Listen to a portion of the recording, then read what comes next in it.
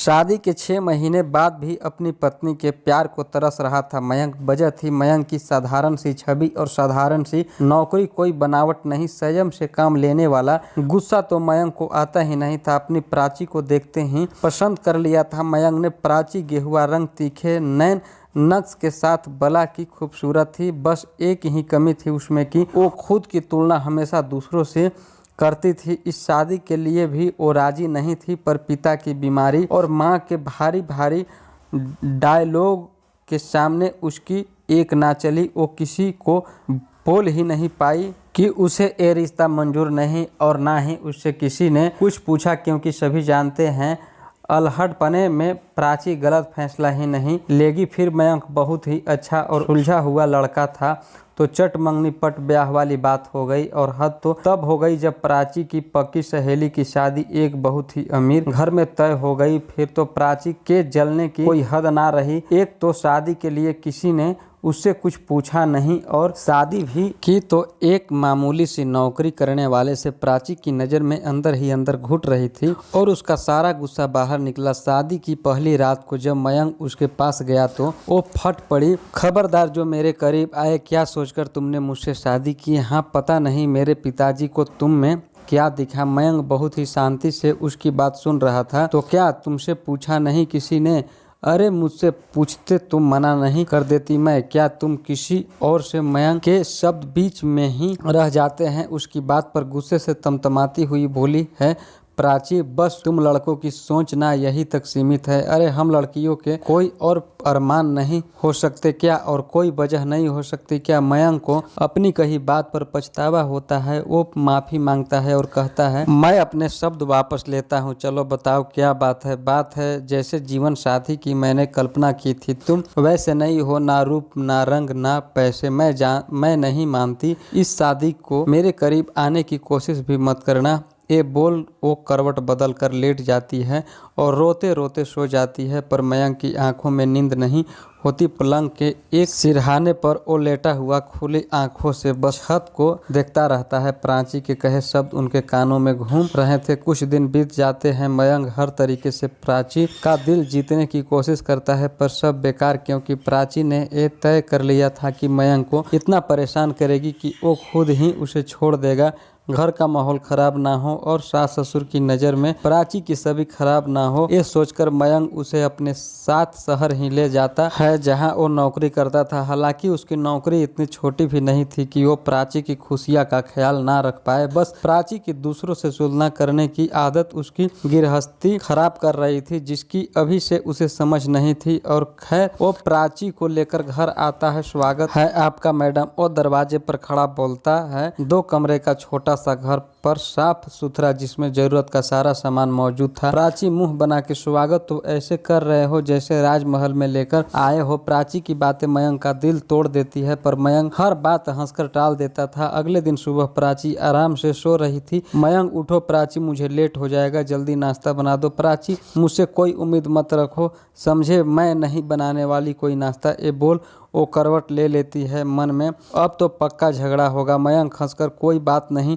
पहले भी मैं खुद ही बनाता था, अभी बना लूँगा। बताओ क्या खाओगे? प्राची मन में, किस मिट्टी का बना है ये आदमी, कितना भी कुछ कह दो गुस्सा ही नहीं करता। मयंक, बोलो जल्दी, क्या खाओगे? जहर।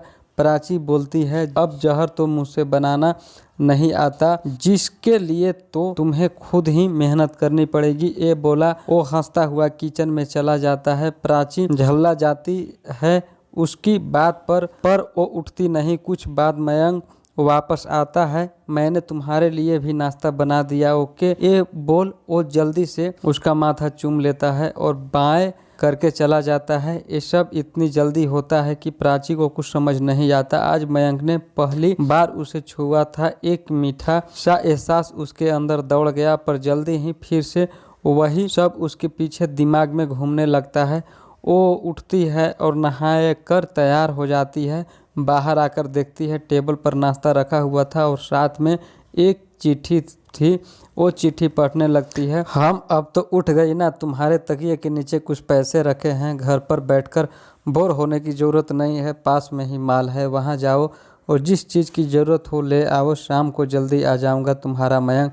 चिट्ठी पढ़कर हल्की सी स्माइल आ जाती है उसके चेहरे पर और वो चली जाती है बाहर। मॉल में घूमते हुए उसकी नज़र अपनी सहेली रूपाली पर पड़ी। उसने आवाज़ लगाई, रूपाली। रूपाली को देखते ही उसकी आंखें फट रह गई। महंगी साड़ी, गहने, क्या ठाठ थी रूपाली की। रूपाली उसको देखकर खुशी से अपने गले लगा लेती है। तू यहाँ कैसी है? तू बहुत सुंदर लग रही है। प्राची होश में आते हुए, अच्छी तू तो पहचान में भी नहीं आ रही। इतने में हैंडसम सा लड़का रूपाली के पास आकर, मुझे नहीं मिलाओगी? अपनी सहेली है प्राची, ये है मेरी पति।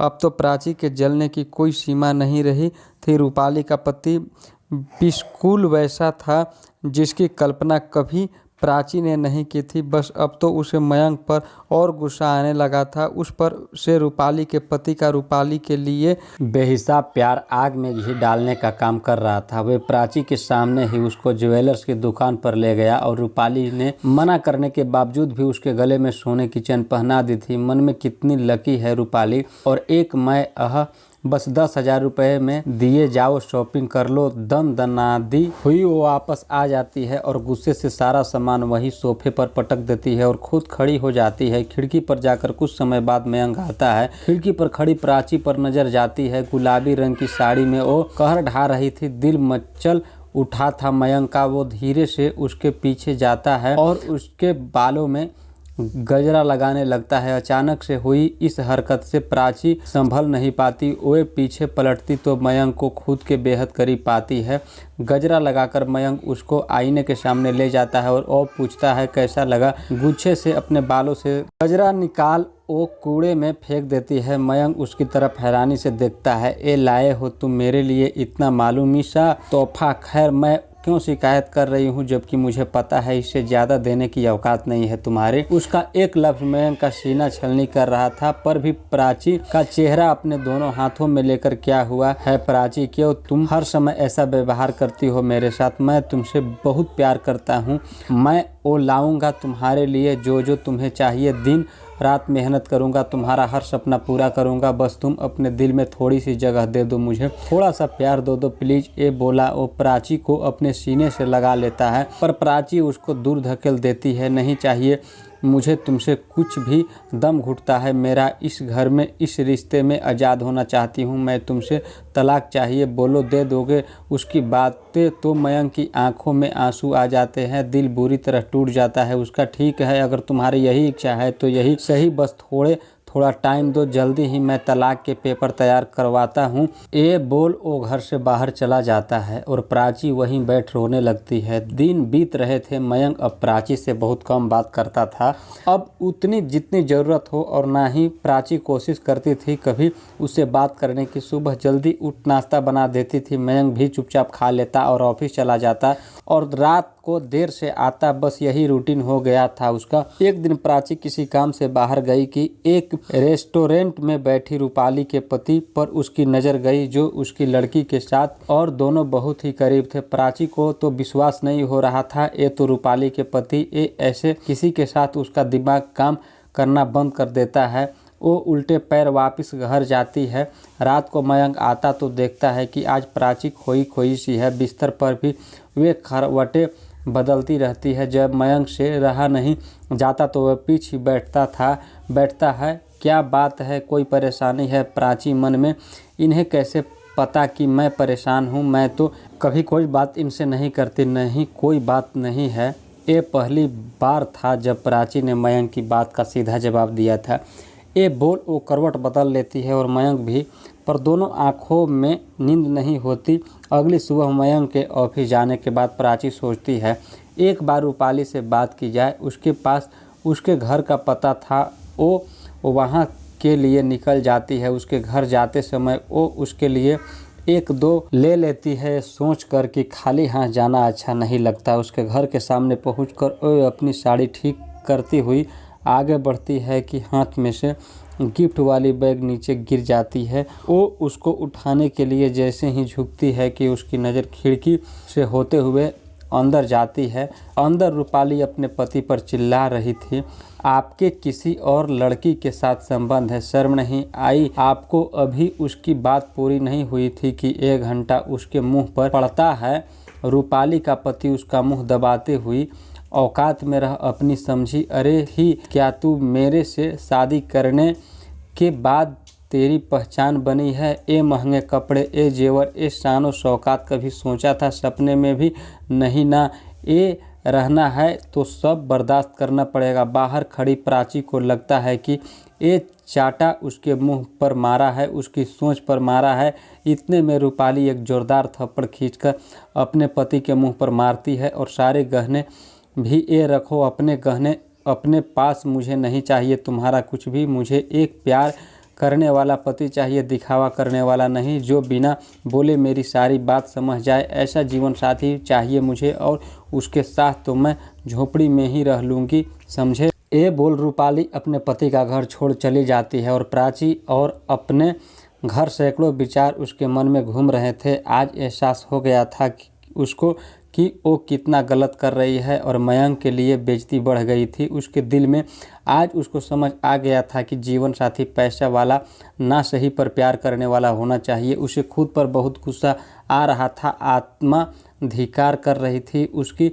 उसने सोच लिया था कि मयंक से अपने किए की माफ़ी मांग लूँगी, इसके बाद मयंक जो भी सज़ा देगा वो भी सह लूँगी। ये सोचते हुए वो घर पहुंच जाती है। आज पहली बार ये घर उसे अपना घर लग रहा था। जल्दी से खाना बनाकर वह मयंक का इंतजार करने लगती है। मयंक घर आता है, वो थका हुआ सोफे पर बैठ जाता है कि प्राची उसके सामने जाकर पानी। मयंक हैरानी से उसकी तरफ देखता है। इससे पहले कभी प्राची ने उसकी तरफ इतना ध्यान नहीं दिया। वो पानी का गिलास ले लेता है। वैसे मेरे पास भी तुम्हारे लिए कुछ है। प्राची एकटक उसकी तरफ देखती है। वो अपने बैग में से तलाक के पेपर निकाल उसके हाथ में रख देता है। प्राची को एक धक्का लगता है। मैंने अपने साइन कर दिए हैं, तुम भी कर दो और तैयारी करो। कल रात को ही मैं तुम्हें तुम्हारे घर छोड़ आऊँगा और तुम्हें किसी को भी कुछ कहने की ज़रूरत नहीं है। मैं सारा इल्ज़ाम अपने ऊपर ले लूँगा। ये बोल वो कमरे में जाकर लेट जाता है। प्राची बाहर खड़ी बस खाली आंखों से उन कागज़ों की देखती रहती है जिन पर मयंक ने साइन किए थे। खुद से नफरत होने लगी थी उसको। उसका दिल कर रहा था कि धरती फट जाए और वो उसमें समा जाए। अगली सुबह प्राची ने उठने से पहले ही मयंक ऑफिस चला गया था। प्राची उठती है, देखती है कि नाश्ता टेबल पर रखा था और उसमें और साथ में एक चिट्ठी थी। आज ऑफिस में ज़्यादा काम है तो जल्दी चला गया, तुम तैयारी कर के रखना, रात को निकालना है। ये पढ़ते ही कब से रुके हुए आंसू बह जाते हैं उसके। रोते रोते वो बोलती है, कम से कम माफ़ी मांगने का मौका तो दे देते। पूरा दिन रोती रहती है। वो खाना भी नहीं खाती। बड़ी मुश्किल से वो अपना सामान पैक करती। रात होती है। थके कदमों से मयंक वापस आता है। रो रो कर आँखें उसकी भी लाल हो गई थी। वो अंदर आता है। बाहर सोफे पर ही प्राची बैठ जाती है। चेहरा मुरझाया हुआ था। मयंक उसकी तरफ बिना देखे सारा सामान रख लिया। ना कहीं कुछ रह तो नहीं गया? प्राची, मन में मेरा दिल रह गया है तुम्हारे पास। मयंक प्राची के पास जाकर चले। वो सामान उठाकर आगे बढ़ता है कि प्राची उसका हाथ पकड़ लेती है। मयंक के कदम रुक जाते हैं। वे पीछे मुड़कर देखता है। आंसुओं से भींगा हुआ प्राची का चेहरा नज़र आता है। उसको देख ऐसे मयंक के दिल में एक टीस सी उठती है। क्या बात है, कुछ चाहिए क्या? प्राची का सब्र जवाब दे जाता है और रोते रोते उसके सीने से लग जाती है। मुझे माफ़ कर दो प्लीज़, मुझे खुद से दूर मत करो। मुझे समझ में आ गया है कि पैसे से ज़्यादा प्यार ज़रूरी है। मुझे एक मौका दो, मुझे तलाक नहीं चाहिए, नहीं चाहिए। रोने की वजह से उसकी आवाज़ साथ नहीं दे रही है। उसके आंसू मयंक की कमीज को भिगो रहे थे और बेचैन कर रहे थे। मयंक को जिस प्यार का इंतज़ार मयंक इतने दिनों से कर रहा था वो आज उसको महसूस कर रहा था। उसकी आंखों से भी आंसू गिर रहे थे। वह कस प्राची को अपने सीने से लगा लेता है और रोते हुए बोलता है, फिर से छोड़कर जाने की बात तो नहीं करोगे ना, वरना मर। फिर उससे हल्का सा दूर होकर, खबरदार जो दोबारा तुमने ऐसी बात की। मयंक मुस्कुराकर उसकी तरफ देखकर कहा। उसको अपनी तरफ एकटक देखता पाकर प्राची शर्मा कर अपने पलके झुका लेता है। आज सही मायने में मिलन हुआ था। दो जिस्मों का ही नहीं, दो आत्माओं का भी। मयंक के प्यार, सब्र और त्याग की जीत हुई थी आज।